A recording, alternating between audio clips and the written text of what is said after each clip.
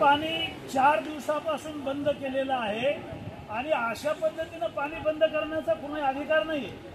गोरगरिबांचं पाणी आहे आणि अशा मुजोर अधिकाऱ्यावर कठोर कारवाई झाली पाहिजे, निलंबित झालं पाहिजे, अशा प्रकारची मी मागणी केली। मंत्री महोदयांनी आश्वासन दिलेलं आहे की आम्ही तातडीनं त्यांना निलंबित करण्याचं सूचना।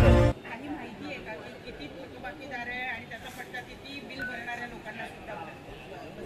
मी आपल्याला सांगितलं की जीवन प्राधिकरण विभागानं वसुलीच्या संदर्भात कुठलीही नोटीस दिलेली नाही, कुठल्याही मीटिंग घेतलेलं नाही किंवा पाटबंधारे विभागाने सुद्धा वसुलीसाठी 0% प्रयत्न केलेले आहेत।